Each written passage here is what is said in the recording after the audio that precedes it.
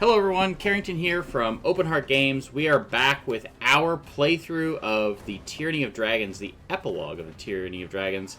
I was just looking, and this is actually episode 63, if you can believe it. We have been playing this campaign for over a year, and we are on our way to 20th level, and I'm really excited about that. Because we're getting to see some of the players get some really powerful abilities, spells, and just general cool stuff. So we are going to be down a couple of players this week just because we have some folks traveling, we have some folks moving, and all that kind of stuff. So I wanted to go over a couple of really cool things that have happened. The first is we did wrap up our 12-hour marathon, and we are doing a really good job. We are more than halfway to our goal of raising $5,000. Currently, we are on pace to meet our goal this year, but we can't do that without your help. If you'd like to donate to our charity, you can go up here to extra-life.org/team/open-heart-games, and you can donate right there. Any amount helps. Any amount helps the children in our local children's hospital, Roanoke Carilion Children's, through the Children's Miracle Network hospitals. So thank you so much to all of our clients, all of our donors, our friends and family, and everyone else who helps out during these marathons and helps us out throughout the year. We could not do it without you. Thank you so much for your generosity and for being super awesome. We actually got some cool stuff that just came in. So Extra Life sent us this for the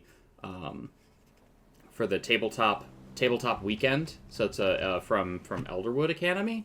So it's a nice little dice hex holder thing. It's magnetic. It's really nice and wooden and all that stuff. Really nice, high quality. I need to find a really special set of dice to put in this, but it's really, really nice. I really like this.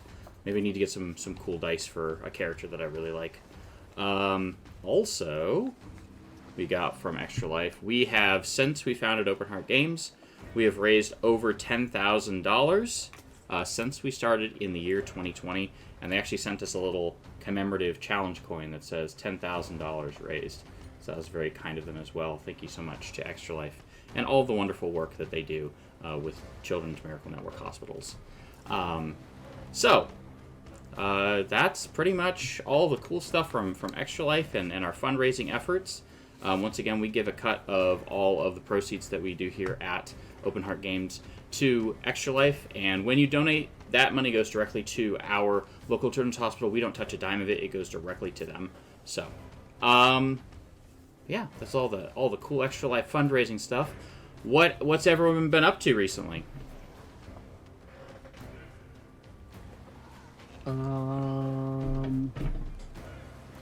Yeah, working, unfortunately. Oh, I hear that.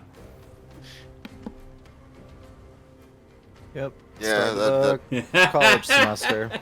Yeah. Sure. Yep. I have been working on some cool writing projects, which hopefully sometime soon I'll be able to share more details about, but they've been really fun and interesting challenges. I really enjoy, I don't remember, Pip, who plays in our campaign, had a great quote, and I don't remember the author, so I'm not going to attribute to anyone, but the quote that he shared with me many times was, "No one likes writing. Everyone likes to have written." And I like that. That has stuck with me. So writing is definitely an interesting challenge because it requires a lot of creativity and creative enterprise. And sometimes you write something and you're like, "This is perfect," and then you come back 2 days later and you're like, "This is an atrocity. What have I done?" So that's been a lot of fun. I wish I could write with the pace and storytelling chops of like a Brandon Sanderson, but you know. He's kind of one of a kind. Yeah. He is definitely, like, when it comes to writing, I feel like he is just A machine. Yeah, I was gonna use that exact word. My favorite thing was when he did a Kickstarter, because he was just like, in order to like get out there and meet people and make connections and sell books and do the things, I have to like travel a lot. So during the pandemic, all of my travel plans were canceled. I couldn't go anywhere. So what I did was I wrote 5 novels. I accidentally did a thing. Yeah, like, and he's just like, if you want them, here they are, and he just like holds up 5, like, just like a stack of books that he wrote like this big during the pandemic, and he's just like, so all these worlds that we weren't going to be able to explore, now we can. And it's just like, oh my goodness, you are just an absolute machine, absolutely incredibly impressive talent. And I want to. I want to read the rest of, like, I read, I think I've talked about this on stream before, I've read all the Way of Kings, and I loved it. And I just have, and then I got, like, halfway through the second book, and one of my favorite characters didn't make it. And I was just like, oh, man. So I kind of, like life caught up, and, like, I went on hiatus, and I was just like, okay, I'm going to get back into this book. So I start reading it again, and I'm just like, who are you? So I started Way of Kings over, and I want to get through it all the way, because it's hard, because like Kaladin's story is so hard. It's a hard read, because it's so brutal to walk through Kaladin's shoes. But anyway, there's my bit on that. So Baldur's Gate's out. I have definitely been playing some Baldur's Gate 3. That has been a lot of fun, and honestly, has anyone else here played it? I don't want to go into spoilers for anything. Has anyone else here played it? I have. So my laptop Not won't run far. it, so Not far, but I've played some of it. I have, I think, finally beaten the create a character screen. Oh, have you? Oh my goodness. Yeah. Yeah. I've restarted like 5 times. Though. Yeah. Same. Started as a generic fighter. Was like, this feels right, but also like, no, need something different. Yep. Go ahead. I was gonna say, did Warlock. I think now I'm on a Sorcerer. Felt good. Unsurprising. just put them together and be a Sorlock. Yeah, and you can multi-class in Baldur's Gate, which is kind of cool. So you can make one of my favorite builds, which is kind of neat. You go 3 levels of Rogue, pick up Arcane Trickster, and then you do the rest of your levels all the way up to 12 in Cleric, and you play a Trickery Cleric. And you can do some silly stuff. You can be like, sneaky, sneaky, sneaky, dead! And just do a ton of damage at higher levels. Especially if you get like magical weapons and stuff. Like, it's real. It's like the damage is real. So, yeah, recommend those kind of builds. There's all kinds of cool stuff that you can do. You can also do something like, and this is kind of cool, you can go 2 levels of fighter, pick up action surge, and also pick up heavy weapon or heavy armor, so you can be in plate.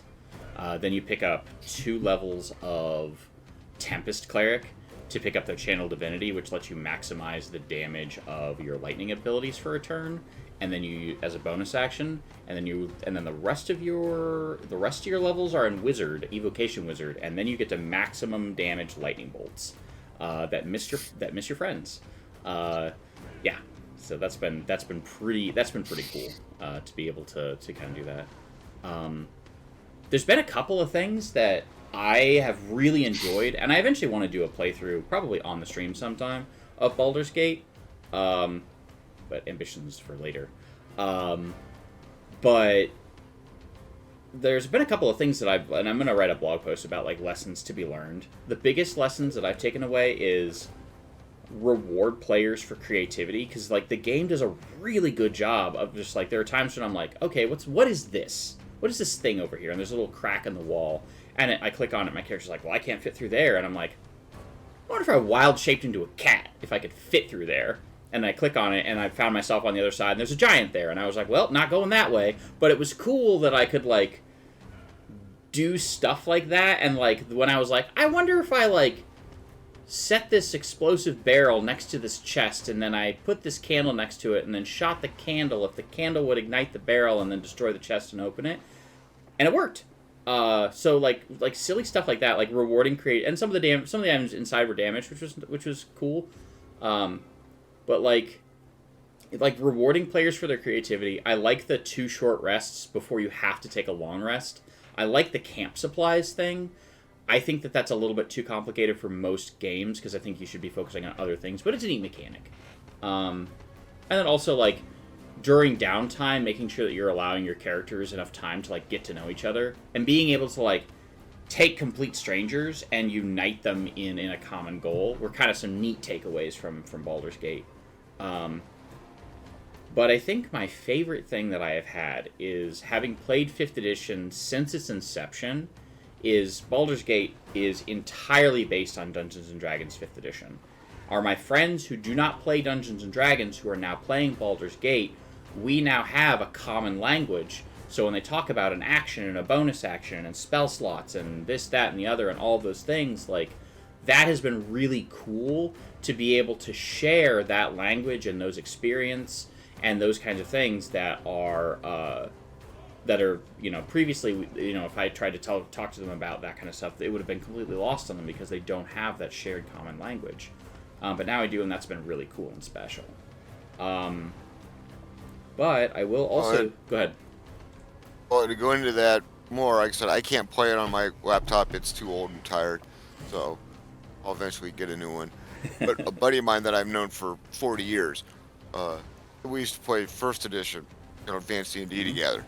He hasn't played Dungeons & Dragons since then, so he's playing Baldur's Gate. I'm like, well, what are you? He's like, I'm a paladin. Oh, so that's cool. He goes, yeah, my paladin heals better than my cleric. I'm like, what do you mean? He goes, oh, I cast spells better than you're healing with your paladin? I said, why aren't you should be divine smiting everything. And he's like, Our what's cleric doesn't even heal in their cleric. And he's like, what's divine smite? I said, wait a minute. I said, you need to go back and figure out why you're not divine. He goes, well, it doesn't give me any option for that. I said, you're missing something. And I pull out my player's handbook. I said, see, you turn your spell slots into divine smites and you just smite thine enemies. Yep. I said, you just blow them up. I said, that's your deal. I said, you don't use your spell slots to cast spells. You use them to, you know, to do damage. I said, unless you have speak with animals, and I guess in Baldur's Gate that's a really cool thing that you can talk to every animal that there is. Yep. But that has been cool where I'm teaching him, who I played with, you know, like I said, 1st edition 40 years ago with, no, this is how you do it in 5e. He said, Yep. oh, okay. Well, that makes sense now. Yeah, it is for sure. Night Divinity says it is, Baldur's Gate 3 is addicting. Either working, sleeping, or playing Baldur's Gate 3, closest to playing D&D that you can get. They did a really good job on the game. It feels like a good, cohesive story. The characters that you meet are very interesting. The tactical combats are really good. When you're like, I wonder if I did this creative thing, how it would work.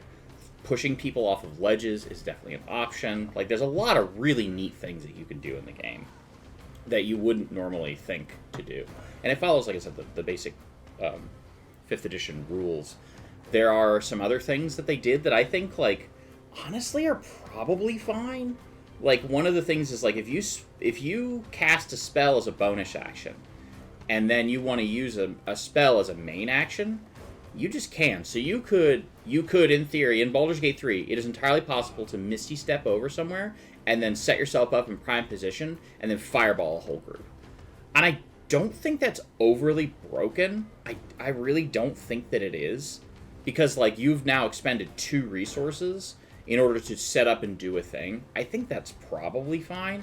And, like, there's a lot of like, if you're playing like an Eladrin, you get that, like, Fey Step anyway, which is Misty Step, just reflavored, but it's not a spell. So, like, it's probably fine. Like, I don't think I would have an issue, and we'll have to test it eventually. But I don't think I would have an issue. A couple of us have Misty Step, so we could try. Yeah, I mean, like, I don't foresee there being that big of an issue with, like, someone being able to go, like, you know, you walk up and go, Toll the Dead, it doesn't work, spiritual weapon, get him. Like, I don't, like, because you've saved yourself a single turn of setup, but that's it, you know? Well, even then, you're fine, because you did cantrip and whatnot. But if you, like, walked up and did inflict wounds and then did the, like, the sacred weapon, then I think I still think it's fine. But I'm not sure you want me casting Spirit Guardians and Sanctuary in the same turn. Is Sanctuary a bonus action? I don't think so. Yeah, that's the thing, is it No. has to be an action and a bonus action Okay. in Baldur's Gate 3. But yeah, so like being able to have that shared language is really cool. I will say, it does, there are some bad habits that I've definitely seen that like I am doing that like I would never want a player to do, which are like, I'm just gonna pick up every bow and every skull and every whatever, and then I'm gonna take it to a merchant because like in Skyrim, sure, like, or in Baldur's Gate, like, I'm just gonna, here's my emptied inventory, take all my stuff, give me my money so that I can buy better things, or barter or whatever, but, like, I'm not going to do that. If someone were to be like, here's all my goblin bows, and a spiked shield, and a piece of wood, and a bone, and an apple, and a half-eaten hog's head, like, the merchant is going to look at you and go, absolutely not. Like, so. And All RPGs have always done that. Yeah. Computer RPGs have always, you hoard all the, in Skyrim, I want to keep the apples so I can make apple pies. But, you dump off all your junk. Or you could just say, screw it, I'm not doing it. And by the way, Sanctuary is a bonus action. Oh, yeah, you could. So you could. What about a fish hat from a weird frog clan leader? Yeah, you could. Splatter glue? I mean, that's pretty much just a relic. Farbalek Splatter Goo. Yeah, that guy. Yeah, that's it. Night Divinity also says, I love how it's a really different game each playthrough. One of the cool things about the game is, like, they recommend your first playthrough is just, like, build whatever character you want, play through the story, enjoy the story, and then when you do your second playthrough, you can play one of the named characters. You can play as Gale, Asterion, Shadowheart, Lae'zel, Karlach.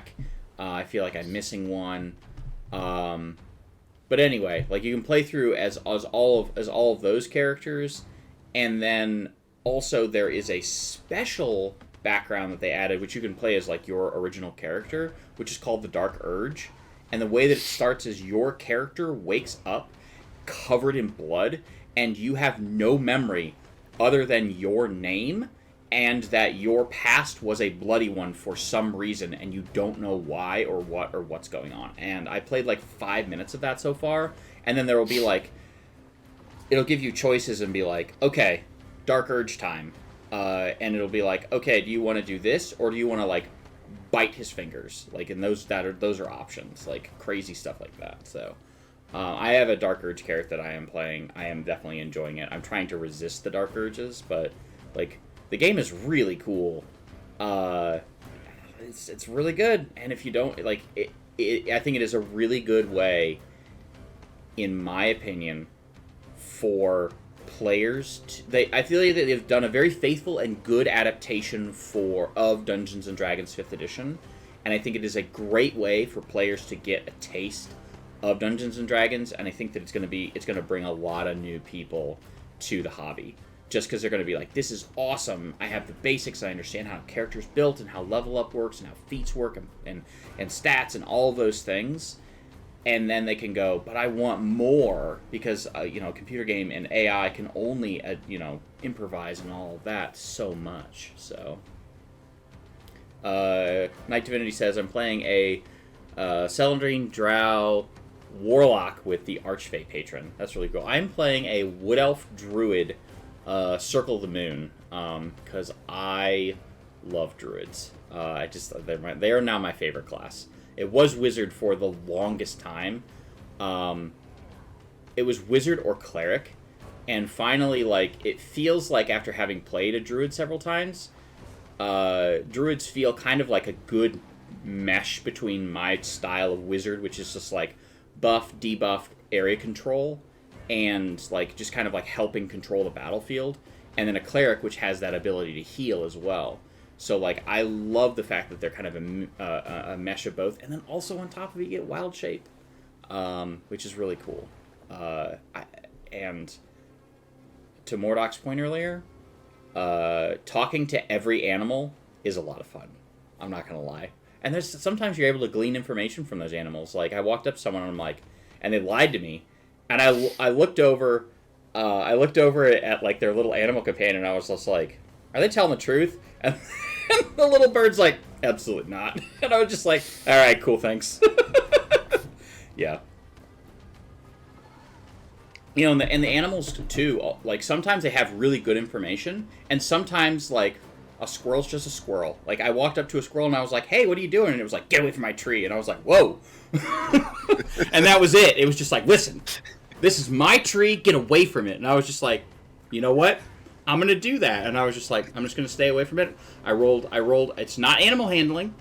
I rolled a persuasion check. Not kidding, by the way. I love that it's not animal handling. It is persuasion because you're talking to them. And I was like, I'm not going to do it. I'm just going to do that. And he's like, all right, cool. Let me show you what happened to the other guy. And then, like, points me to a goblin corpse, which, oh my god, did he kill a goblin? And then, like, and then gave me a little trinket. And that was cool. Like, yeah, the game's great. So. All right. So, 20 minutes. There we go. Good old fashioned preamble. You know, where I think we should just start calling it we should start calling the pre-ramble. Pun intended. Anyways, does anyone have anything else before we jump in? Oh, I have one more thing. Unless someone else, it sounded like someone had something. It might be something to talk about later or whatever, but I am working on bringing Dungeons and Dragons to the college campus that I'm working on. Oh, very cool. Got my first student. He had come to me and he was like, I think I want to design a video game when I graduate. Like, I want to get into game design. And when I started talking with him, he's like, no, I think I'm more into level design. And I was like, well, let me share with you a game I play where all you do is build levels. Yeah. And you're limited by your imagination. So, that was kind of cool. That is really so cool. I just told him for my game that I play with my friends on Friday night, I gave him the encounter that I'm working on and was like, let's see what you got. That's really Come cool. up with something. So we'll see what he comes up with. But love to see new game masters doing cool stuff. So I'm looking forward to seeing what he comes up with, because he was like, I can do anything, like, does it matter? And I was like, nope. Make a cool thing. Here's the rules. There are none. Yeah, go. And especially in the encounter I am in, they're like in this weird magic realm kind of thing, and I was like, you can teleport them somewhere. It doesn't matter. Like, it all makes sense. Like, and he's like, oh, well, there's a wizard casting a spell, and I'm like, figure out how is he going to succeed in casting this spell? Is it the party has to go through a gauntlet, solve a bunch of puzzles, fight him, summon demons? What? That's really cool. So yeah, we'll see. I'll report next week when he when he finishes. And then the last time I checked in with him a couple of days later, he's like, "Do you want me to like draw up what the stage looks like?" Or I was like, I don't care what you do. Like, do your homework. That's what I care about. But like, yeah. So we'll see. I think that there is, one of the GMs that I listen to like really likes theater of the mind, and I think there is something to that, especially if you were going to do like if we were to turn this into a podcast or something like that.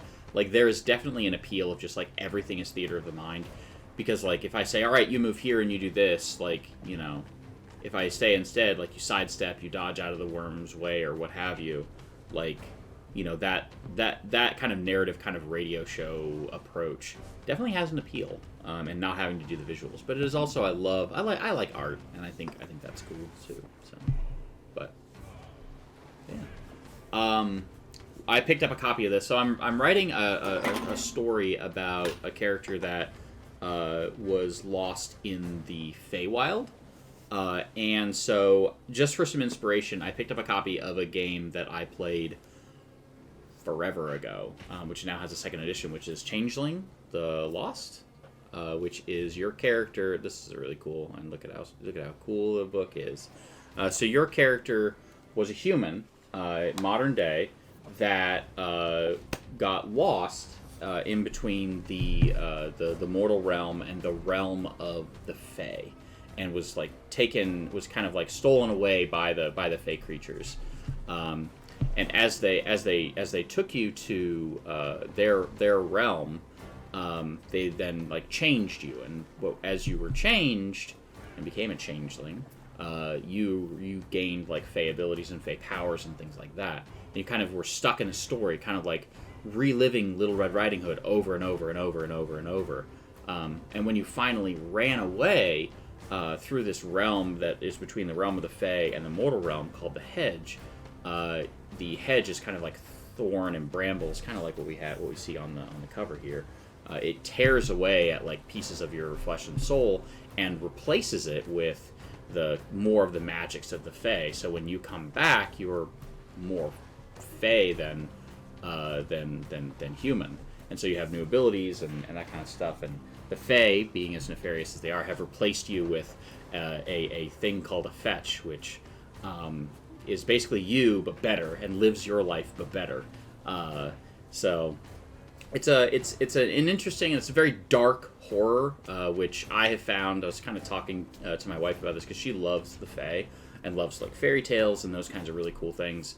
And I like a lot of horror, and so like the dark, like kind of macabre Fae is kind of my jam. So I picked that up as kind of some inspiration for that character who kind of gets stolen away by the Fae, and then like maybe some of their stuff is like carefree and fun, but maybe there is that kind of that layer of additional horror, because the way that they describe the book is the role-playing game is a storytelling game of beautiful madness, and it kind of deals with like the idea of like beauty versus horror, madness versus clarity, and like a lot of like juxtaposition of themes that normally wouldn't work together. But neat system, anyways.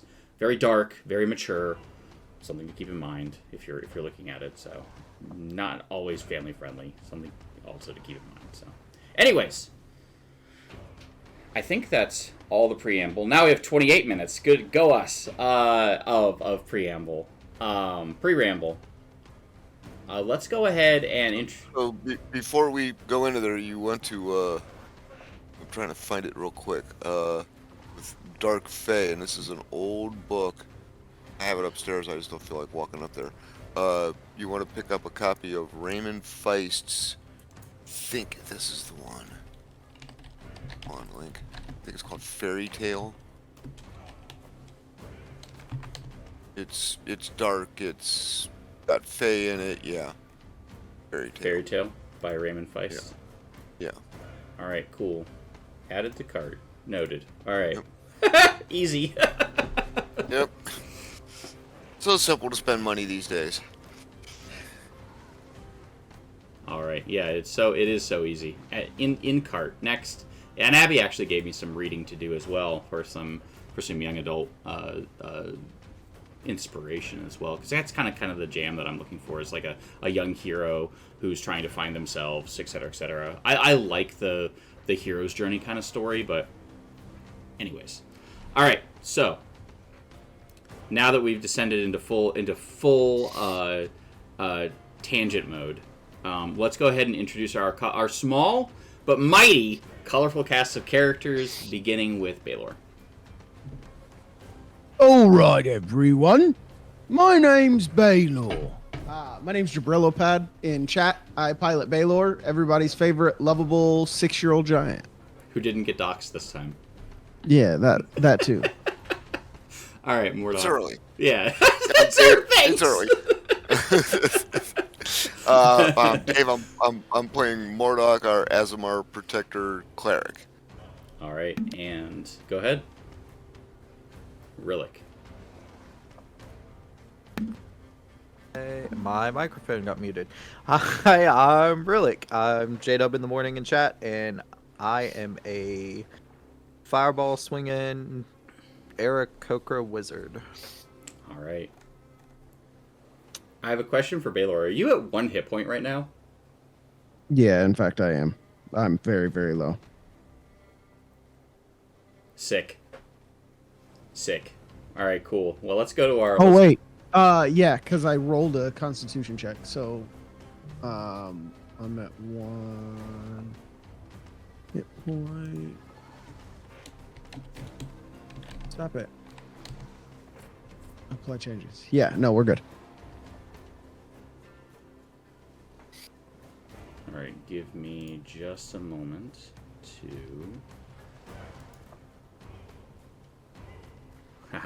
Just remembered something as I haven't done this in a minute. Do you still have the OBS thing? Brillo pad?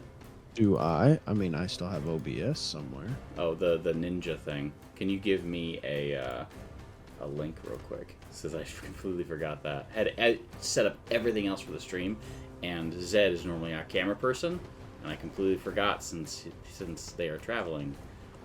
They do not have a link. Remote screen share for OBS, right? Yeah, that's the one. And then we'll jump right in. I'll go ahead, and while we're doing that, we'll do the recap so we're not wasting too much time. Because we had such a long preamble. But so the party are on the trail trying, and you can just send it to me in Discord directly. The party has been tasked with trying to hunt down 5 ancient dragons. And each of these ancient dragons, they have to slay it and take one of these dragon masks that they took from the Temple of Tiamat and bathe it in the blood of this ancient dragon in order to perform a ritual to open the gate in order for them to then go into Avernus and then into the prison of Tiamat to free their companion, Valdis, who has unfortunately been slain. Who unfortunately was slain and imprisoned in that kind of underworld hell location. I didn't realize that's what we were doing. I'd forgotten. No worries. That's why I wanted to do that real quick and just give everyone the kind of why are we here. So on their way to find and fight their first dragon. Perfect. Look at that. That's beautiful. On their way, can you actually pull the little rolly screen over a little bit, where it has like the chat? Yeah, sorry, you couldn't hear me, but the answer is yes. Okay, cool. So as the party, that's perfect. As the party has made their way up to find an ancient white dragon, they have encountered some different people who have led them in a couple of different directions. First, they looked for an explorer. The explorer led them to a group of Goliaths. The Goliaths then led them, pointed them in the direction of a tribe of frost giants who would know. The frost giant Jarl Stormvald, has challenged the party to fight in his arena against his mighty creatures. And in doing so, now the party finds themselves face to face with an incredibly dangerous foe. And I think just for the sake of... Let's see, yeah, perfect. Alright, so we just have those 3. Can you pull the turn order over just a little bit so we can see it? It can come over even more. Perfect. Okay, and I will go ahead and roll for this giant worm monster. And... Hey, look at that! Everything is in order. And don't forget, as I have promised already, there will be a long rest after these battles. Mordok, you are up first. There's going to be a long rest during this battle. Well, for you, you'll be taking a dirt nap here in a little bit. Exactly.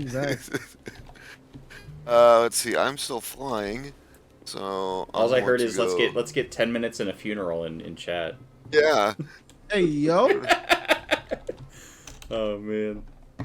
Then we'll stay here. I'm flying. I'm at 30 feet, so we're gonna go up another 30 feet. So I'm gonna be 60 feet in the air. Oh, was that too high? Also, Night Divinity. I don't know why you got to bring the mushrooms up again. That's disrespectful. Do you like mushrooms, by the way? Like, actually? Like, Jabril or Baylor? Jabril. We know how... Oh, we love know. them. Love them? Oh, excellent. Good. Love them. What if you... And Go ahead. no, go ahead. Do your stuff. Oh, no, I was going to make a joke. You're good. I was just gonna play the game. That's all right. Go ahead. You can do some more pre-rambling. Oh, that's fine. Go ahead. So we haven't done anything to this guy yet. So let's just start off because I think he's gonna explode here in a couple seconds. So we're gonna just start him off small and do that. But I'm not gonna tell him he's dead because I think he's got more than 15 hit points. All right. Yeah. All right, so we're going to make a wisdom save. Surprisingly, he's got a +3 somehow. Wow. Get out of town! Well, be that way. Yep, I am that way. Baylor. Yeah. About that. Give me a second. I don't think you're rooted anymore, so I'm removing all of those from you. You don't think I'm rooted? Yeah. What does that mean? Like you were rooted previously. Like you've not heard rooted? It's not an actual condition. I'm just used to using it in other games. We'll refer to someone who's like grappled as being rooted because they, like a tree has root. And Restrained. yeah, restrained. Yeah. Yeah. So technically, I would have gone down and then woken back up, if I'm not mistaken. I'm gonna say you stood back up, and then this giant worm came up and just like trilled and Do I have to rage again? up that. I leave that choice to you. I mean, do I have rage still from my last one, or do I need to rage again? Do you have what now? Do I still have the rage that I had up last time, or do I need to rage again? I think you'll need to rage again. Okay. Thank you so much. I'm perfectly happy with that answer. Because bam, homie. Oh no. Yeah, daddy's got spells. Oh, all right. We're gonna set it on fire. So do I have to make a dex save? Because let me tell you, I as hate you that. hold your hands with your thumbs touching, fingers spread, each creature in a 15-foot cone must make a dexterity saving throw. I'm bad at those. Hey, let's go! You take 3d6 fire damage on a failed save, or half as much on a not failed save. Do you want me to click the button? And Give me a second. At higher levels, when you cast a spell using a second spell slot or higher, I don't think I do have second spells. Add 1d8, so it's 4. D6. You're a warlock. You always do. Or d6. Max damage. What level warlock are you? Yeah, I have second level spells only, Okay. essentially. So you're gonna roll Oh. 4d6. 4d6. You can you can just click the button, and then do it again if you want. Like on here, you can just click the little pink cast on numbers. DVC. Huge. All right, so 16. Yeah. It screams, and it seems like it does more damage. Yeah, that's right. Worm, come to daddy. And then I'm going to actually, with my non-claw hand, draw out Hazard Wand so I have it ready. You got it. Sorry, point of order. Can I cast Green Flame Blade on my, like, hook hand thing because it counts as a magical weapon? I think it has to be a bladed weapon. I'm gonna say it has to be a bladed weapon, so it has wrong. Claws. Okay. I'll look it up in the meantime, but right now I'm gonna say no. All right, Rillick, go ahead. I'm gonna throw a fireball at him at 5th level. Well, don't you already have a delayed one that can go off? Uh-huh. Oh, Oh, that's coming. That's coming. Oh, okay. Oh, I forgot you still have that. No, I told you, I'm blowing him up. All right, so first I need to make a deck save, which I'm gonna fail. Yeah. Hey, I would love to be able to shove this thing Yeah. like 5 feet. All right, so I take 43. Oh, wait, hold on. I'm gonna empower that.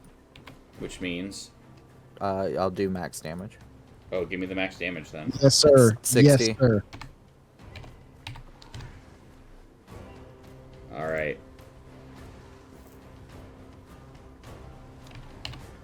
All right, so I'm taking so much damage. Okay, done. Alright, and then I'll end my turn. Okay. So that'll tick my delayed fireball. Hey, question. You just cast fireball. Could that fireball make the other fireball go off so the fireball hits him in the back? I just break my concentration and it explodes. Oh, so you're just like letting it rack up so that it. So I wait, I say, okay, my turn's over. End a turn before anything else goes on the stack. Like it's magic. I know what the stack is. Um, oh, not empowered. Empowered what adds the 4, so it was 64 damage actually. Over channel was what I meant. Gotcha. Okay. Yeah. All right. So let me Yeah, like that. So you're taking some necrotic damage? send that over. Oh, you can do so. You can do so the first time it's free. Yeah, so the first one was free. So I'm gonna finish my turn and then where is this at?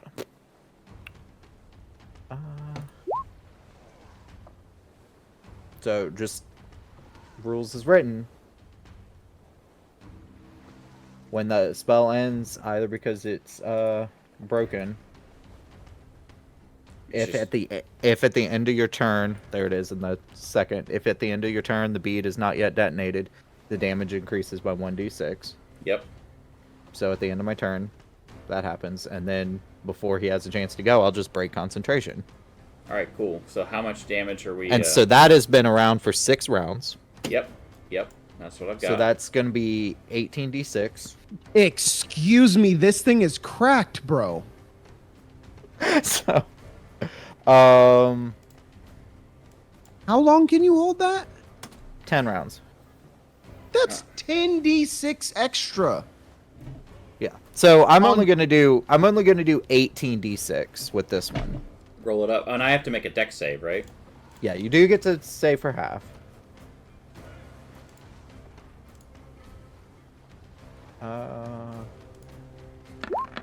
Please give me something negative. Negative. So just checking real quick. You can add your int modifier to 1 damage roll, so I can add that. And for this one, I am gonna take the necrotic damage. Okay. Make it so. So I'll take. 20. Oh my. It's so much. Oof. All right. So I'll take You played 20. yourself. I'll take 20 necrotic damage. It's fine. I've got it sure is. I'm at 87 health. It's fine. And I'm Have you gonna ever do, natural one against yourself? So and that'll be 112 fire damage. All right. from the Well, fireball. it doesn't even get a turn. But when it dies, I need everyone to make a dexterity save. No. No. It's fine. It's fine. It's not fine, guys. I have advantage. And it's still DC 20. Also, Mordok. No. I'm flying. I'm 40 feet up in the air and 20 some feet away from him. We could figure it out, but I'm gonna do it. uh, all right, let's see here. So the leg. How far are you up in the air? 40 feet. 40, yeah. And you're how far away from him? 20 feet?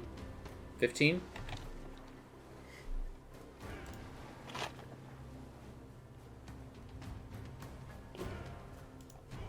Let's say if it's 20. Okay, if it's 20, the hypotenuse, as I just calculated that, is 4472, and I believe it's within. It's within 60 feet. So Okay, fine. Math works for No, me. Look at me, I am the that sounds mathematician now. That sounds like that new Common Core math. We're just gonna do regular old math where that doesn't hit. I Math is had math. the same argument with one of my party members the other day, and I refreshed my trigonometry. So if we want to, because he didn't believe if something flies away at like a 35-degree angle from you that you can't actually catch it and shoot it. Yeah. It's not how triangles work, buddy. Yep. Triangles, man. I just have there's a little hypotenuse calculator that I use. So you do pass, you'll take half of 35. The other two of you will take 35. Hey, Baylor, you are unconscious. And this thing has exploded.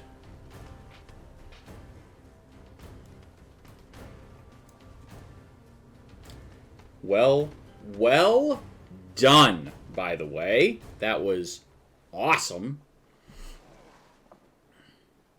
Yeah, when you ended with him that time, I was like, I can do like a maximum like 200 fire damage to him like my next turn. I mean, he only had like 200 some hit points. How many spells do you have left? I have a fifth, an eighth. An eighth? Yeah. 3 4s, 2 3s, a 2 and 2 1s. Yeah, that. I will say one of the things that has been one of the questions that has been asked about Baldur's Gate is why doesn't it go to level 20? And that is because after about level 12, yes, after about level 12, the players start getting very powerful, and so like I have to like put so many encounters out for the players to deal with to kind of just wear down the spells, which we're not going to do. I actually have a very powerful end thing at the end of this for the dragon, but there's some much cheering. The frost giants begin like pounding on the frozen arena as they're kind of sitting around in the stands, just like you hear this like mighty like roar as they're pounding their fists, and they're drinking mead from massive like draconic drinking horns, and they're just like and suddenly Jarl Stormvald stands up and he says, I see you have bested my beasts. Well done. I would be impressed if I didn't already have my champion. Defeat my champion, the greatest amongst my men. And I will help you with your dragon. And then you hear the pounding grow louder as they begin slowly chanting a name. Skull. Skull. Skull. Skull. Skull. Skull. As suddenly, he says, I will give you. Actually, Skolm will come out first. So Skolm will come out of this entrance over here. He is a very, very big frost giant. And I can just move him closer. He'll just move right here. So Skolm moves forward. He is a a massive and very imposing, even for a frost giant, just built like a mountain. And he has this great sword that he slings on his back. And he says, "I will give you time to prepare before we combat." That's noble as heck. There you go, Baylor. All right, Baylor, you're at 71.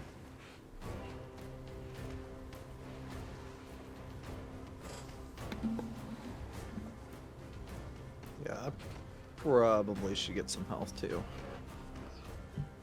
I was muted. I thought it was a 0, so I get 70, which puts me at 70. Yep. Okay. Just checking. All right. Mordok, you'll be up first. Oh, goody. Well, that's our rest round. Does anyone else That's, need anything? Baylor, do you need to do anything? No, can we count that as a short rest? Technically, I was asleep. Big negative. Sorry about that. Never get it if you don't open your mouth. So Yeah, no. how tall is a frost giant? How tall is a frost 7. giant? Oh my gosh. They're really At tall. least 7. Well, the last one was like 30 feet tall. He is about 25 feet tall. Oh, okay. Regular frost giants are... Frost giant... Thanks, Google. How tall? What is frost giant? So they're normally about 20 feet tall. He is about 25 feet tall. So he is big. 25 feet. He's raised his arm. 35 feet. A big giant sword. Let's see, 45 feet. 45 feet. So I'm gonna go up to 60 feet. Smart. Smart. Maybe 61. You got it in the tank. Take it up, buddy. Also, I could have sworn you said his name was Scone, and Baylor was definitely going to make a biscuit joke. Skolm. He is a big boy, says Night Divinity. I'll type it in chat. So it is spelled like this. Like SKOLM? Exactly that. And then I'm gonna hit him with this. Just a piddly little No. first level spell. No. Really? No. No. Yes, a 25 hits. God. He giveth and he taketh away. I would imagine that's who you're going to point that up at, Carrington. I mean, you're the closest, right? Yeah, yeah. That's only 8 points of damage. Yeah, I it's just only wanted to 8. light him up. I just wanted to light him up for you so you'd have advantage on him. So I imagine what happens is Mordok heals Baylor, right? Mordok's like, all right, I'm going to cast this thing, and then Baylor runs in front of him, and he's like, oh no. And Yeah. Baylor just... I would imagine what happens is I stand up off the ground and he hits me square in the back of the head with that. Yep. So whoever attacks you next has advantage against you. Oops. Oh no! Yeah. I forgot about that ability. I just wanted to light him up so that Baylor could run up there and blast him with all his stuff. But Yeah, oops. I will say friendly fire is one of the best things in this game. No, not really. I do it for both sides. It's a homebrew rule. It's not in 5th edition. I think it's fun. I mean, I've definitely like had people like swing and miss and fall and all kinds of silly stuff. Sometimes you slip. Friendly fires in Baldur's Gate 3 too. Is evil in Baldur's Gate 3 too. All right. So anything else for Mordok? No, that's quite enough. I'm sure you could throw a rock out of your pocket and hit me as well. That's probably a free action, right? I'm gonna drop a rock on Baylor. Just a little rock. Actually, No, no. I don't want to die, where's it at? please. as a bonus action, I can do this.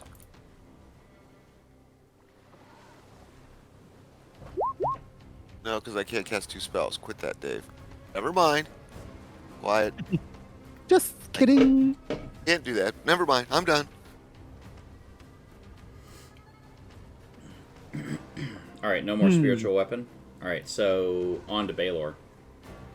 Yeah, what do I want to do though is my question, right? Because like I only get so many spells. Skull.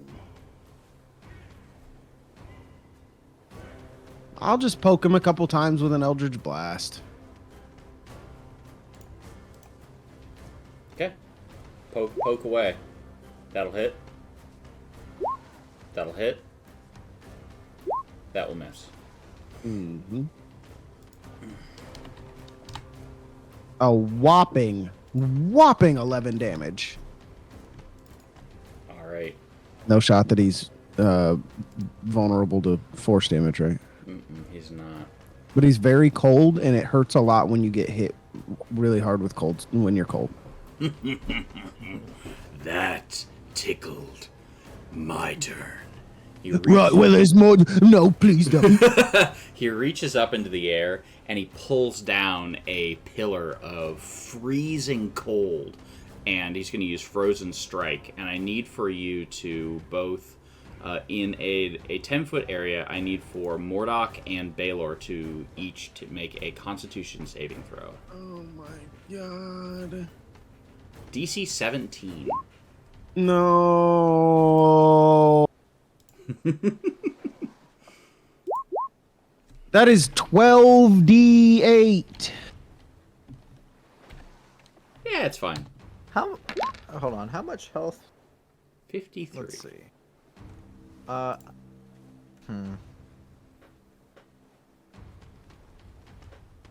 What's up? Someone I wanted to use.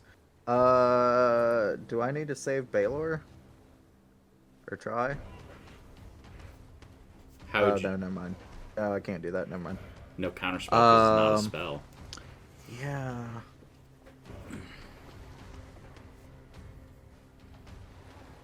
Oh, and he's got a... Yeah, okay, never mind.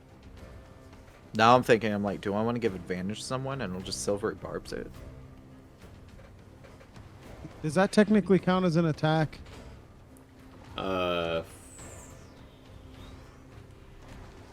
Is it an attack? It feels more like an ability. I mean, it's definitely an action.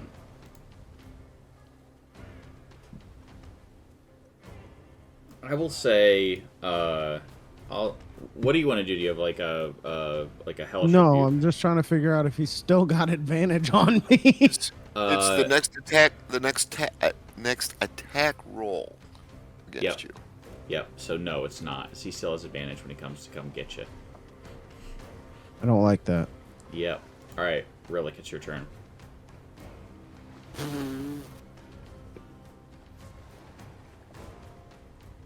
All right. Scalm, scalm, scalm.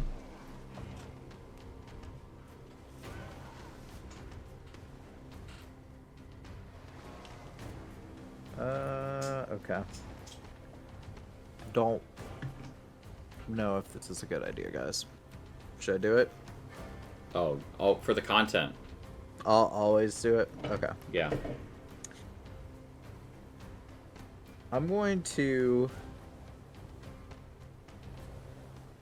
I don't think Mordok would be in it.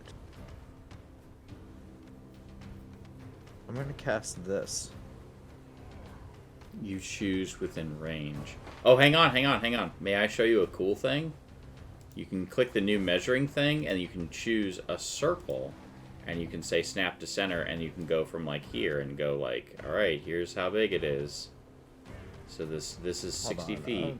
Is this how I turn on that new thing? Yeah, click the little measuring tool and go from there. See, I didn't turn on the new tools yet.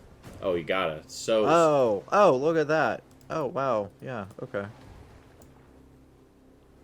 Oh, and you can make it. How do I turn on the new tools? You can make it linger too. That's sick. Yeah.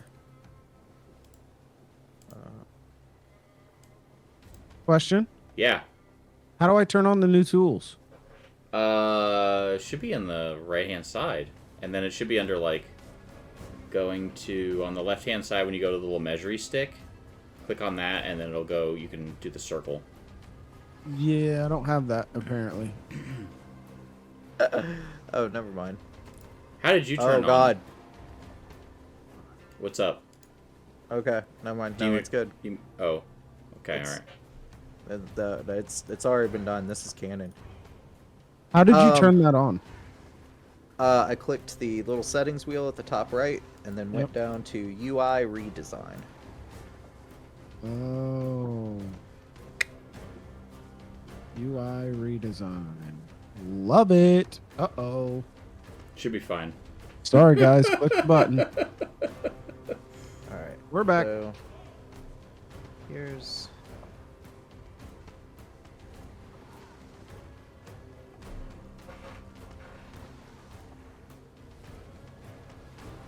I'll have to take the tour later. I'm Are sorry. you just gonna, like, put it over the entire everything? Perfect. Yeah. And I'm gonna sculpt it. So it just hits him? So yeah, we're all just sitting in like darkness. I guess I can see because it's my spell, right? But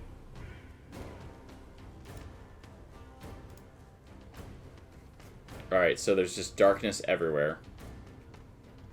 yeah, and then I am going to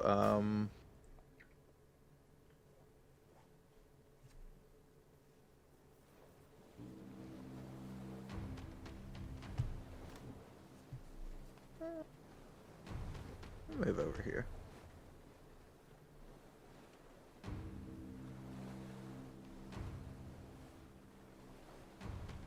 And then I'm gonna yell to the party and be like,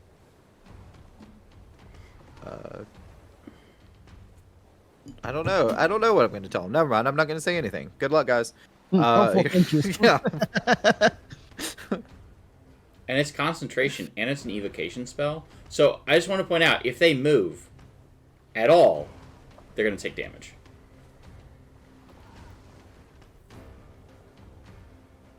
For maddening darkness or what? From Yeah. Maddening Darkness, yeah. Because it's... If he starts his turn there, right? Yeah, but he created... Starts his he- turn in on. his sphere. Hold on.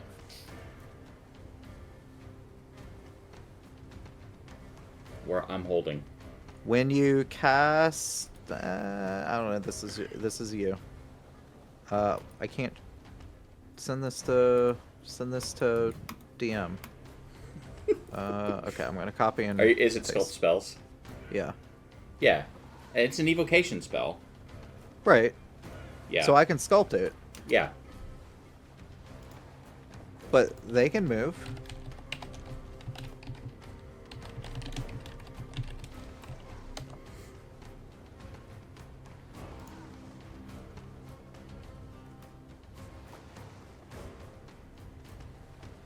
Because technically, like they're still rolling saving throws. They're just succeeding and not taking damage. Sculpt spells. Oh, yeah. They just I would. Yeah. Yeah. Evocation Wizard casts Sculpt Spell. Rules as written. It works on all the saves. It was used to... It is intended to only affect the saves made that turn, but rules as written, it'll work on all the saves. It's interesting. Yeah, I'll say that you all are immune to it, and I'm going to come find you. So there we are. With my goggles of night. Just kidding. But maybe. Alright, and that's it? That's it. Alright. Mordock. Well, that's stinky. You're not taking any damage. Right, but I can't get out of it. You can fly So- up. Oops. I'm already. You can yeah, that's fly true. up 60 feet. I'm already up 60. I'm already up 60 feet, so I'm not even in it.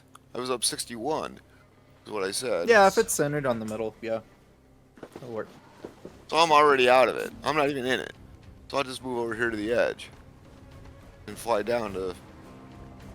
I'm not gonna fly into it, so I'll stay above it. Okay. I can't quite get out. And since I can't see him, I can't cast a spell at him. That is true. Unless you have an AoE spell. Well, I do, but it's sunburst, so that would kind of defeat the purpose. I don't. Would it get rid of maddening darkness? I don't believe so. Yeah. I mean, it's up to you if you want to cast it. I'm not going to take that chance. All right, So. Baylor. Because it's another 60-foot radius sphere. It depends on what level spell slot you're using. Whatever my max is, 8. Okay. If it's 8th or lower, it can't illuminate the area. Yeah. I'll just wait for it to drop. Or him to come out of it. And then I'll hit him with some sunlight. He'll go from dark to bright light. Flashbang, baby. All right. So like I can't see him right now. Correct. Lit. Except not. The Yeah, opposite except of that. the opposite of that. Yeah, 100%. Man, I don't know that I can do anything.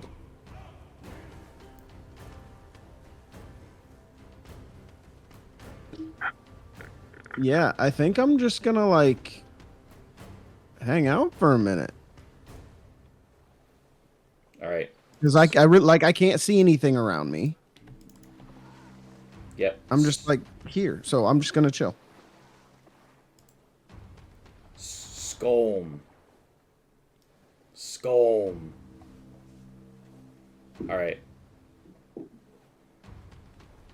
I'm gonna make, what is it? Let's make a wisdom saving throw. We're pretty wise. That's correct. And we failed. All right. So we have failed, which means it will take 8d8, just a solid 30. Okay.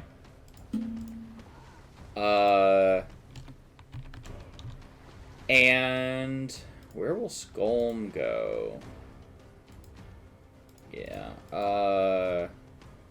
Can't really see anything.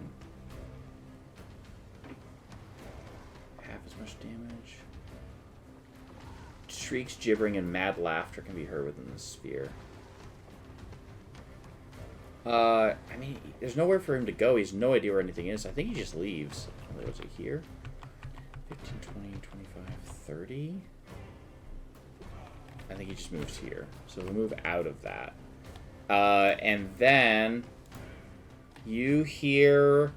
this is not Carrington. Carrington thinks this is brilliant.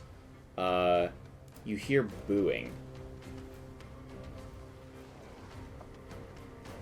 Oh, like from the crowd. Yeah. Wah, wah. I wonder why you hear booing. Is it? I must have missed something. They can't see anything. It's all dark. Oh, okay. They can't see what's Yeah, no, happening. that's what I assumed. What I actually thought was going to happen was when I realized that was a 60-foot radius instead of a 60-foot sphere. Because for some reason it calls it a 60-foot sphere in the book. But it's like, no, that's a... massive. As soon as it became that big, I was like, oh god, I'm going to catch the whole audience in this too. Yep. So. You just hear, boo! Boo! Can't see anything! Turn on the lights! Boo! So Skolm spent his entire turn leaving the radius. Relic, it's up to you.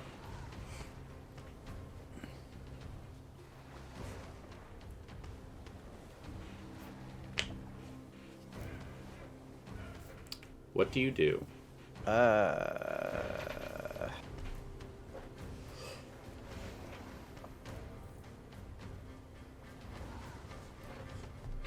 Let's see. Okay, so Mordok's out.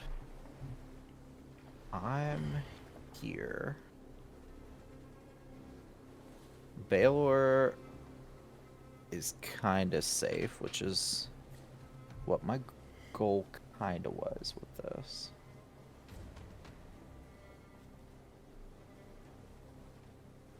All right.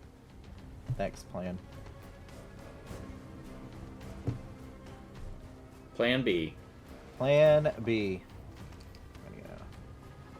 Yeah. It's 20 feet to Baylor, I think.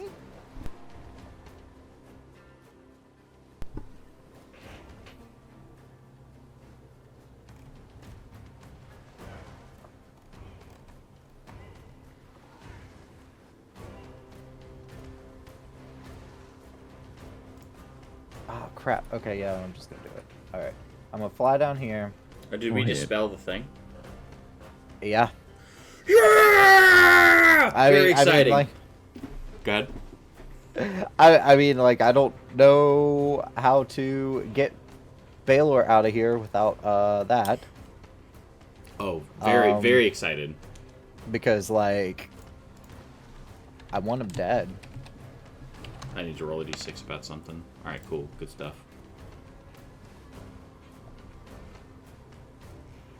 I'm gonna cast Fly on Baylor. I'm so excited to abuse this. And then I'm gonna fly. How long can I fly for? And then you're concentrating on a spell relic?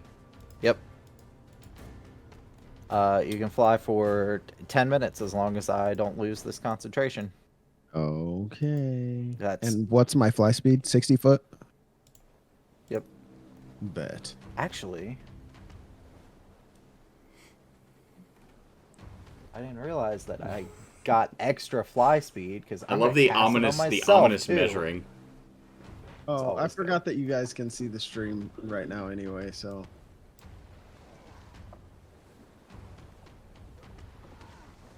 Mm-hmm. Yes, sir. Yes, sir. I can't figure out how to get rid of my measure. Oh, there it is. Yep. So I am going to actually cast it 4th level and cast it on myself so that way I can fly. Don't you have wings? Yeah, but it's at my movement speed. Oh, okay. Oh. I did the same thing. I was just like on stream. Yeah, I was like, yeah. What are you doing? So if you gain flying speed at 60 feet instead of my normal 30. Oh, bet. So I gain an extra 40 feet of movement by doing that. That's So wise. Yeah. Gotta go fast. So I can get away. Spread out a little bit more around this arena. Yep. I need to move back this way. Alright, now I'm good.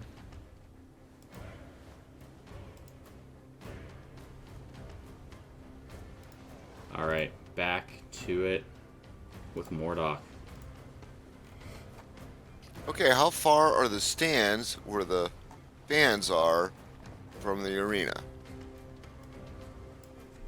I mean, hopefully you don't, if you drop it over here, you're, like, I'm gonna say that they're, like, right, like, basically, like, they start right there, so they're close enough seats. It's arena football. Yeah, it's, like, close.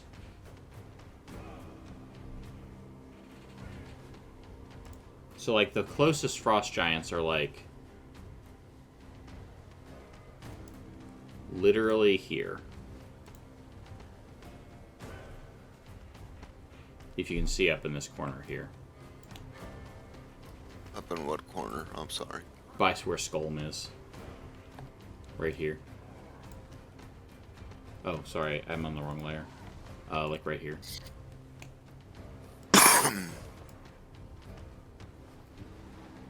Right here from... Well, then I'm just going to have to wait on that. Because I'm going to kill Baylor if I do it. Which is going to happen anyway. So. But if I do it now, he's still up.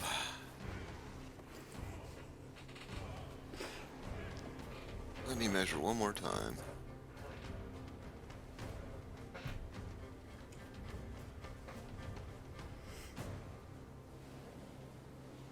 And that gets Rillick too. And the fan, and a whole bunch of fans. Oh, that's just boo. I don't like that. Okay, something else.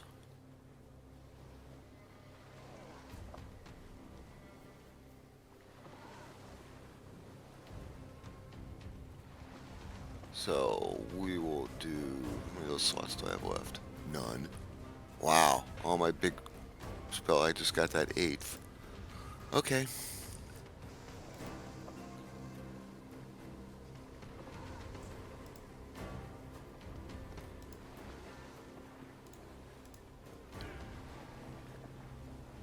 So are we doing it? Dropping it on Baylor? No. Okay. No, because I'll just outright blast him. How do I get rid of that thing? Let's click off to the side. There's a little trash can where it says 12 squares. I got it. Bam. I got rid of it. Boom. Okay. So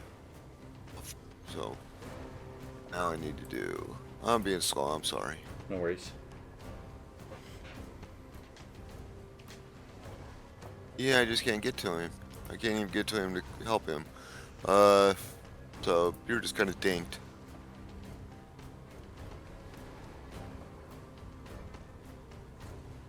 Oh, What's up? that could be interesting. I don't like That that. could be fun. Ominous.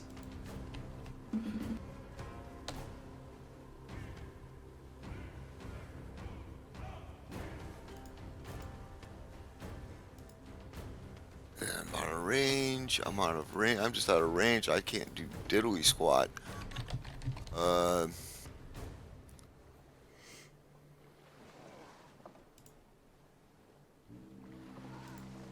I'm within range for this.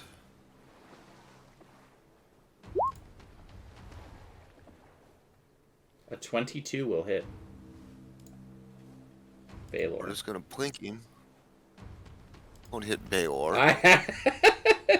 It's a joke. It's funny. You're welcome. Okay. And I'll move over here. Okay. So we're plinking him. All right. Consider him plinked. Yes. All right. Minus. Bam. Boom. Ouch. Okay. Anything else from Mordok? Nope. The next attack roll against him is at advantage. Deal.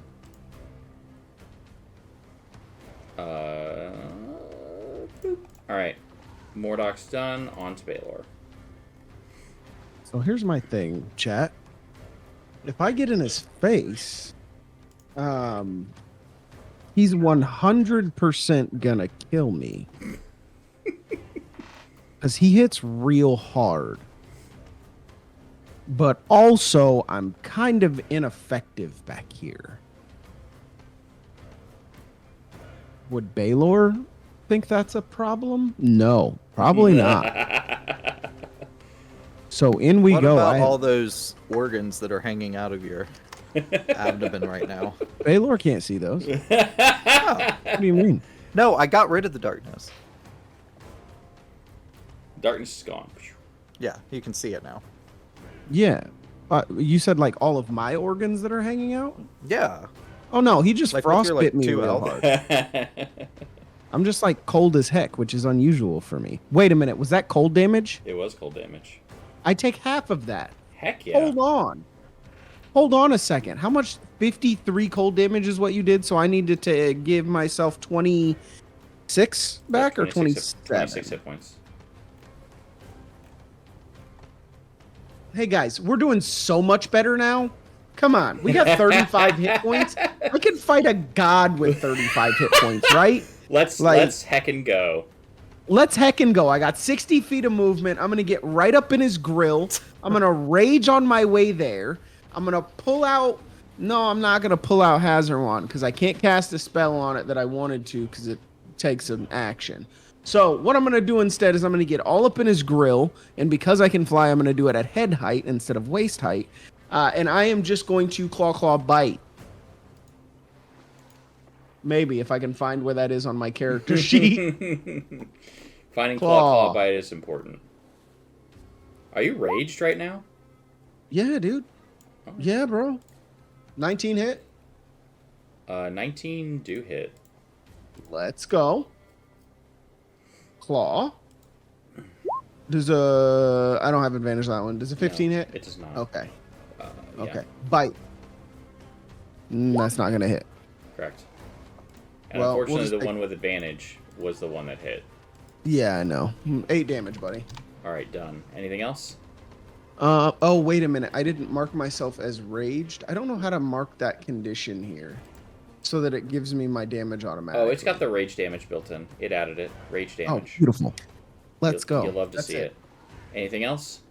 No, that's all I can do. I've action, bonus action, used all my moves. All right, here comes We're good. Skolm. After Let's he go, after he baby. like steps out, he draws the greatsword. The greatsword is like twice your height. It clangs to the ground, and he brings it up and he smiles as you claw him across the face. He spits a little bit of blood out of his face, and he takes the greatsword and says, "I'm gonna enjoy this." Ah! And he brings down this massive greatsword that's like the size of a bus onto your head. So he's going to make he's multi-attack because, like any good monster, we're going to make 2 greatsword attacks. So the first attack is a 21 hit, or 23. 23? Yes, So but you're I'm going to take gonna- half of that slashing? Oh, you're going to do the don't hit me? know. I don't know. I don't know if I want to. I'll save it. I'll take half of 27. That's going to be 10, 13. 13. Sorry, All my right. brain was just not doing the thing. No worries. Another attack with the greatsword. Smash! 22? Or a gonna use my 31. Look at that 31. Yeah, that one doesn't count, though. It's Hold true. on, let me get my hit points correct. 22. Plus And 14. then- Yeah, dude, he's cracked. He's goated. Roll a d8. Of course I roll a 1. Yes, that hits. I don't have a reaction. I'm dead. I don't think you're dead. No, I'm not. No, I'm not. I'm overreacting. I took 12 points of damage. I need to quit being a baby. You gotta have your diva moment. It's very important. I have mine. Alright, cool. I just realized that I never hid Pip's little Blastoise person. So I'm gonna do that now. Alright, so you're gonna take you already take half your damage. That's Skolm's turn. As I said, Yeah. Skolm lifts up this greatsword that's the size of a bus and just slams it down on you, and then takes it up and then slams it down on you again. And you are looking a little rough. And now it's Rillick's turn.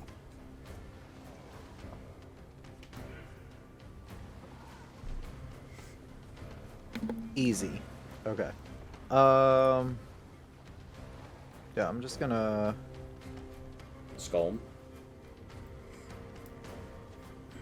It's a great name. I'm happy with it. That's a good name.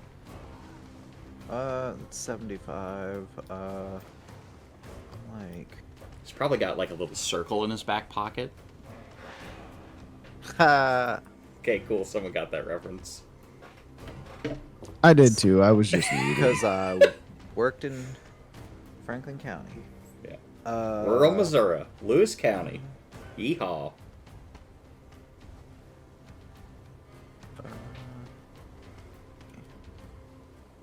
Gotta do some math here.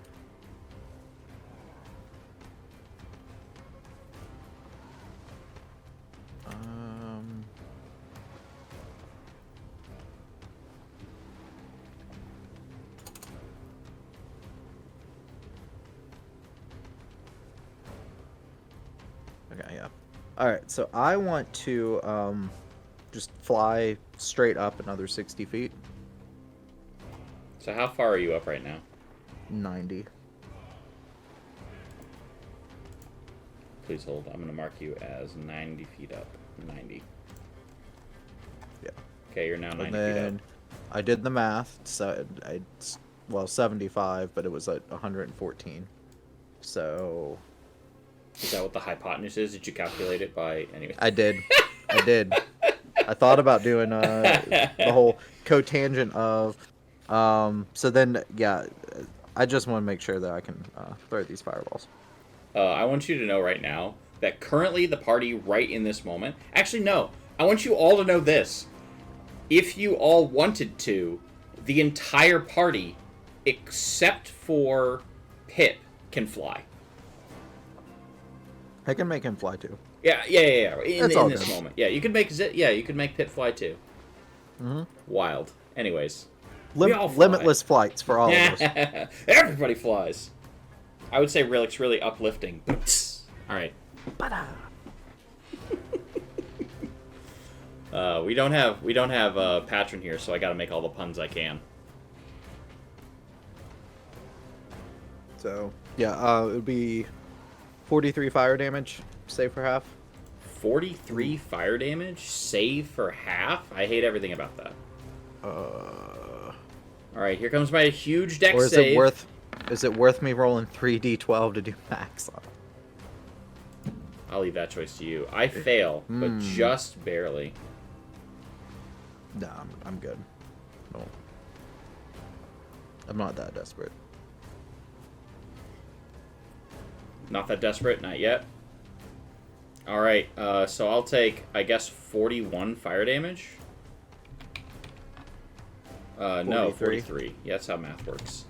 Alright, yeah. Cool. Anything else for Rillick? No, that's it. Mordock. Oops. Still too far away, and I'm not really wanting to kill Baylor yet. Yeah, I appreciate that. Yeah, well, you're so useful, so. I'm thinking about switching teams here all of a sudden. Hey, Skull, want to go on a rampage?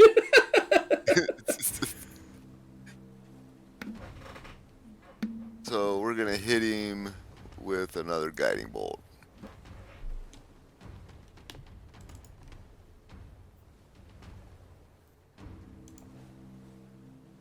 Alright, so you miss, unfortunately. The guiding bolt zips past him as he deftly dives out of the way. You know, okay. if you can dodge an avalanche, you can dodge a guiding bolt. Yeah. Baylor. That's turn. Yeah, so he's all glittery and glowy and shiny and bright now, yeah? No, I missed. No, I missed. Oh. I don't like that as much, but I mean, it doesn't really change what I'm going to do. So, because I'm in his face again, we're just going to claw bite. All right, give us the claw bite in there. Claw. Crit. Claw. Hits. Bite. Miss. That's the one I need. I get hit points back for that. 11 damage on that? Come on. No, it's 18. Oh, no, wait, 18. Sorry. I mean, still. Oh, hang on. Let's look here. 9 total damage. So 7. Did 1d6 plus 3, 1d8 plus 3. No, that's actually pretty good. Have I shared the new house rule I started playing with? What's that? My other game. So when you crit, you only roll for the bonus damage. You do max damage on the rest. Interesting. So like every crit always does max damage plus whatever the extra bonus rolls are, and it feels so much better because there's so many times that like you crit, you get a crit roll. Yeah, and you do less damage than you would otherwise. And it's balanced. It's a little swingier, which I think is more fun for the game because especially for the crits players. matter more. Yeah. And it's balanced because it counts for the monsters too. You do the same thing. If there's a way to do it that we can do it digitally, then I'm in on it. We'll explore that on not the stream. Yeah. No, but I came across it on like a TikTok or something one time, and I've been playing with it for a couple of weeks. I should share this at some point. One of the things that I have always kind of wanted to do is is for me to roll death saves instead of the party. But I haven't implemented that in any of my games yet, just to kind of make death saves matter more, because it could be a mystery. They could have rolled a 1. I've done that too, where I have the players on a digital tabletop. They roll the death saves to me, Yeah. so the player knows that. what their count is, and I know what the count is, but no one else at the table does. And it was actually pretty interesting too. One of the things 'Cause- that Oh, go ahead. Like, I was gonna say, because the player also knows, like, they're dying or they're not dying, but Yeah. no one else does. So it creates that cool, like, oh god, is someone going to make the right decision here? One of the things that I've been doing that's been kind of fun is, because it really sucks in combat, and I realize that right now I'm pausing in the middle of combat to talk about this, but one of the things that's really cool is, like, I like to have a player on their turn, because if you're just rolling a death save and that's your entire turn, that can be kind of boring for some players. And it is kind of boring, because you're just like, all right, let's see if I die. No, okay, moving on. But I like to give them, I'm like, all right, you are currently dying. Roll me a death save, and then based on that death save, give me a flashback of anything that you want from your entire, like, your life is literally flashing before your eyes, you know. And if it's a if it's a positive roll, give me a positive moment, and if it's a negative roll, give me a negative moment of that. And that way, they actually get something to do on their turn that they're sharing and adding to the story, to the narrative. That's not necessarily adding to the combat. It gives them a moment to still have the spotlight, as opposed to just like, all right, cool, I do nothing on my turn. So, anyways, Baylor, you're done. Yeah, that's everything. All right. So you run up, you claw him, bite. He wipes from his face. He hefts the great sword to his to here, and then he just says, "Well, little one, it's been a fun fight." And then he brings the great sword down on Baylor's head, and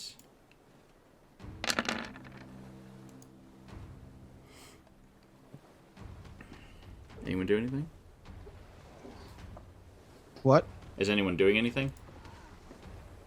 I mean, I can't really do anything other than watch. It's a front row seat.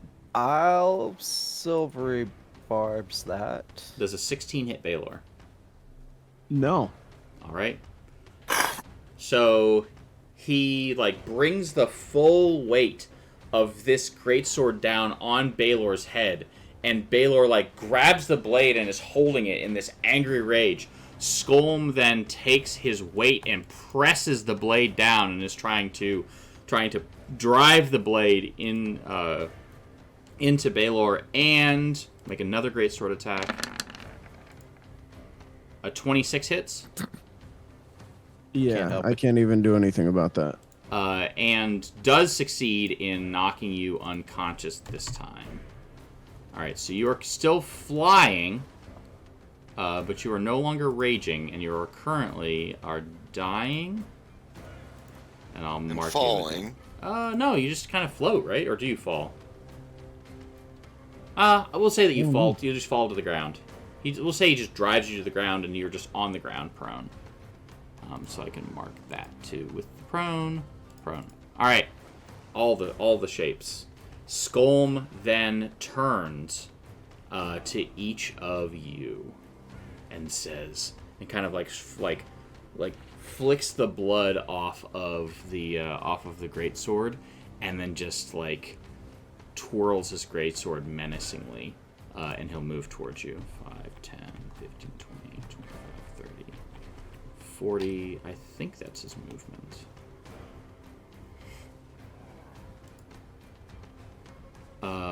Oh, he's got 50-foot movement.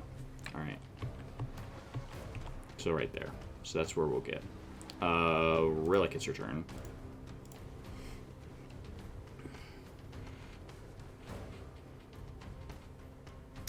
Murdoch, you've got advantage on your next attack roll. Murdoch has advantage. Yeah. I'm From just the gonna silvery barbs. hit him with this little muscle boon thing. And then I'll throw a 39 damage fireball. All right, I'll get rid of this for... Oh, that was bad. That was my bad. And then fly away, please. Get far away. How far do I need to be?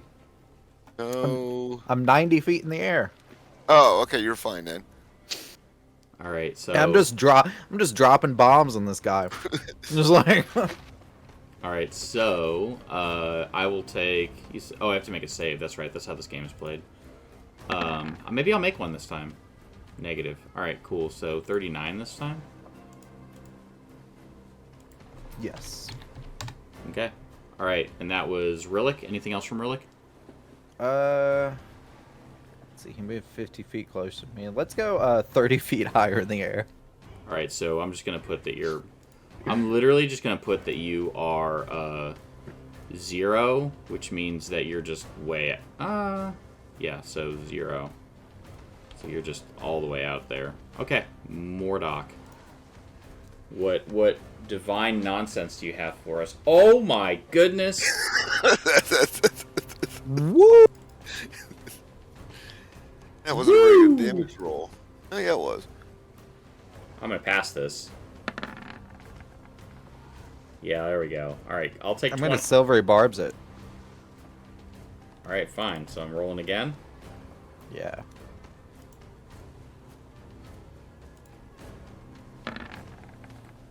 Wait, you already used... Oh, never mind. You got your reaction. All right, I'll take all 50 then. And you're blind. Am I blind? Yes. On a failed save, the creature take 12d6 radiant damage and is blinded for 1 minute.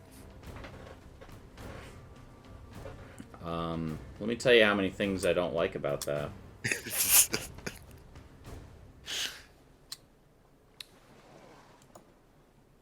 All right. Most of them? Yep. Baylor. Hey, it's your turn. Can you make me a death save?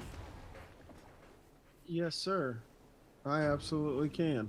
Perfect. First, I have to put myself at 0 on D&D. Where's the roll the death save button? Come on. Oh, there it is. No. All right, tell us a negative memory from your past. Mushrooms, mushrooms, mushrooms.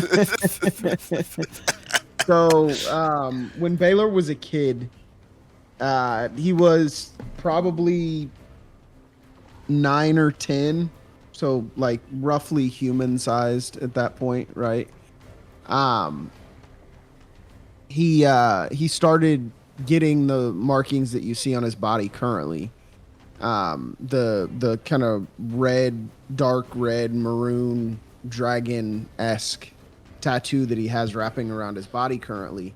And at first it looked just a little bit like a irritation, like when he was running through the woods or something, he just got cut, but then it stayed and it didn't go away and it didn't wash away, and other people started noticing and they started whispering anytime he came near, and nobody invited him to hang out around their campfire. And slowly he was just that person that tags along with the pack as they walk through the frozen wasteland that is where he was from. So kind of an outcast. Yeah. Okay, very cool. All right, so you have 1 failed death saving throw. All right, and Skolm.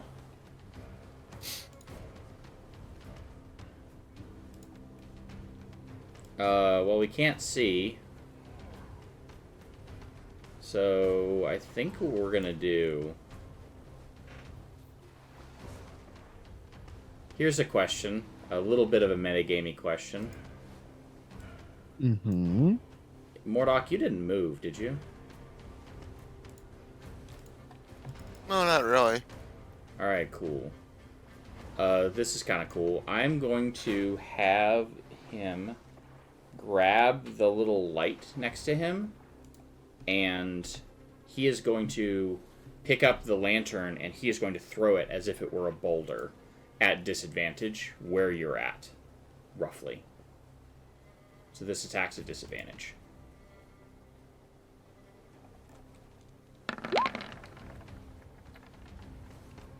Really? Yeah, that's 27. He can't see me. And okay. It's either that or I was going to have him pick up Baylor and throw him. I mean, I'm 6 foot tall. I'm 150 feet away from him, and he's blind, and he's gonna throw something at me and hit me. Really? Okay. I had him roll at disadvantage. Yeah, when you're plus 14, it doesn't matter. Does it? I could have failed. Not really. Okay, I'm down. Here's what I'll do for you. I'm going to let you make a dex save to dodge out of the way. Or take part of the damage. We'll make a DC... We'll make a dex save for half. Yeah, that's good. Alright, so you'll take 20 damage. And you'll be at 3. Oh, boy. Rillick.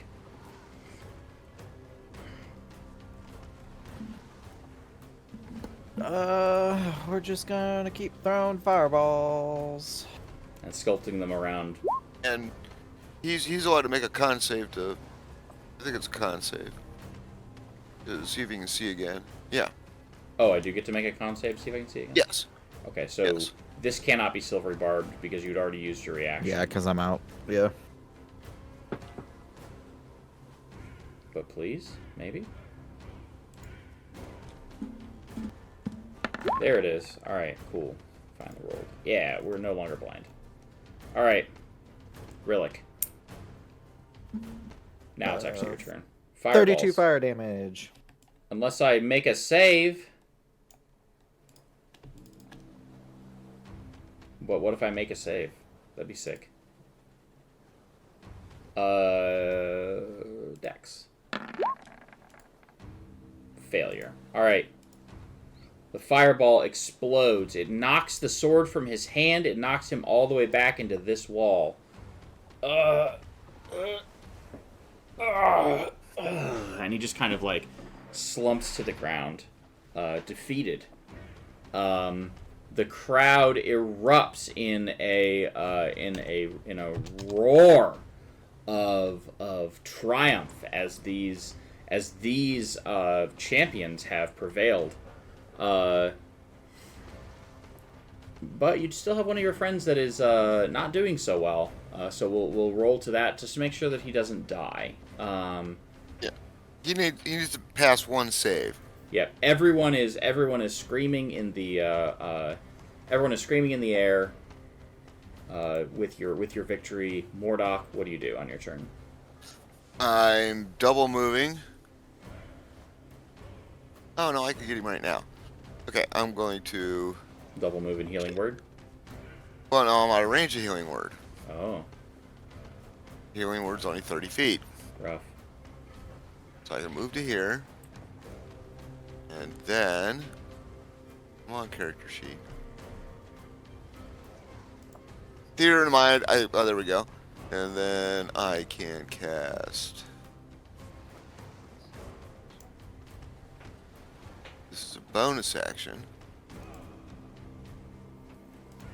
What does it matter? I don't need to do that. Right? He fails. And the next turn I go. Right, it doesn't matter what happens. I get there. You mean I was next gonna turn? miss. Yeah, I get there next turn because I only need to be within 30 feet of it. Gotcha. It doesn't matter if you, unless he rolls a 1. That's a 5% chance. All right, I understand Baylor, that. roll for us. Nothing. What am I rolling again? A d20. Death Oh. save. Don't roll 1. It's probably fine. Nope. All right, so give us another memory. So this is right before, I say right before, probably a month before the party found me. The tribe that at this point I followed around, save for a few people that still occasionally would throw me scraps of food or things along those lines, had wandered a lot further south than usual. We were out of the snow and out of the tundra, essentially, that I was used to as a child. And we had started working, which was new. Usually, we just wandered through the tundra and killed what we found, and that's really how we existed. So when we started interacting with these small people, children, essentially, um, that was kind of my first interaction with the outside world, and I kind of expected it to be different, not as isolated, I suppose. And in fact, it was the exact opposite. Everybody already feared the big people that were coming around, but the big person that none of the other big people talked to, and that was miscolored and at this point rather thin, was even more scary. So nobody really interacted with me at that point either. All right. So as you're kind of like clinging to life, fading, really, do you have anything you need to do, or? Probably fly over there too. Okay. But we can theater of the mind doing that. Yeah. So you fly over in that direction. Mordok, you fly over, you'll get there. You'll heal Baylor. So as you're kind of like reliving that vivid memory, suddenly you hear a word of encouragement, and you feel the breath, just like as you had the wind knocked out of you, just like... And, Mordok, what do you say to Baylor? Well, what I'm going to do is I'm going to move 30 feet, and I'm going to spare the dying so he doesn't have to make another death save. Okay. And then, so he's just unconscious. And then on my next turn, I'm going to cast Aura of Vitality so both him and the giant are healed. All right. So that if he's not just dead. There you go. All kinds of cheering. The Skolm will stand and just kind of like kneel in defeat. You've defeated the Frost Giant champion, and you hear another resounding. You hear the spear just clang against the ground from Storvald, the Frost Giant Jarl, and he says, "You have bested my champion, my beasts, and provided my people with endless entertainment.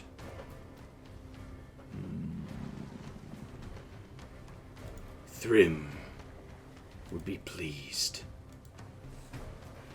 Tonight, we feast. Tomorrow, you may fight the dragon, and we will show you where it lives. You have done well." So everyone is going to get a long rest. This is going to be just going to be a shorter session because we are down some players, and I want everyone to be back next week for the big dragon fight. So that night, everyone will get the opportunity to feast, to long rest, and to kind of prepare.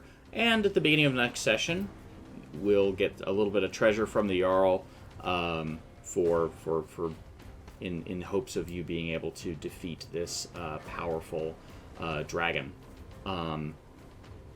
And I will look again at Heroes Feast to see if I want to give you one of those.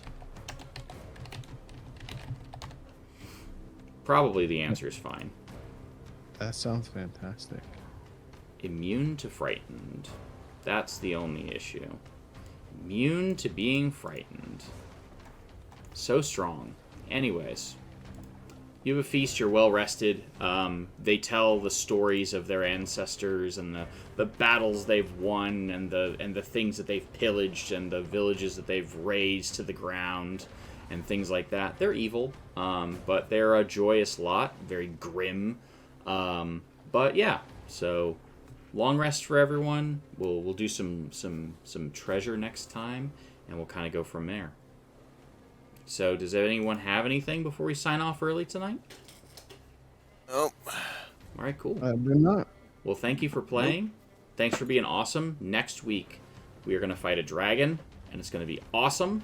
And I am really looking forward to that particular battle, as I have a pretty tough encounter with everyone being fully rested. I have a pretty tough encounter planned for next time. So we will see how well our heroes fare. When I set it up in Cobalt Fight Club, it said that it was deadly. So we'll see how deadly it is. With that, I'm pretty excited. My last gasp desperation attack was going to be to try to banish him. Yeah. But I figured he's got a really high con, so it's probably not going to work. Yeah, it was a rough. He was pretty strong. One of the things I definitely want to say, like what I did here for this is, and I absolutely recommend, especially in Roll20 where you can like retype in things. I reskinned a Storm Giant, and they normally have like a lightning ability, and I just renamed it like cold and does cold damage and is a con save. But you can absolutely reskin monsters, especially like if you want your players to have a unique feeling, but you don't want to have to put a lot of work into like coming up with a complete homebrew monster. You could just say, all right, and it looks like this, and it does this, and has this feeling, and maybe add a new ability if you wanted to. I didn't use any of its spell abilities because like the Frozen Strike was good enough. But always like reskin, retouch up monsters. Like it's a great way to do that. So, does anyone have anything before we sign off? I do not. All right, cool. Well, thank you all so much for watching. I hope you all had a great time. I know I did. If you enjoy what we do here and the content that we make here at Open Heart Games, you can help us out in several ways. First and most importantly is you can go here and you can donate to our Extra Life page. You can go to extra-life.org/team/open-heart-games, and that is our team. You can donate right there, and that goes directly to our local children's hospital, Roanoke Carilion Children's, a part of the Children's Miracle Network Hospital. You can also like and follow us it's over here, on Facebook. You can like us on Instagram. It heavily features our cat, Elspeth.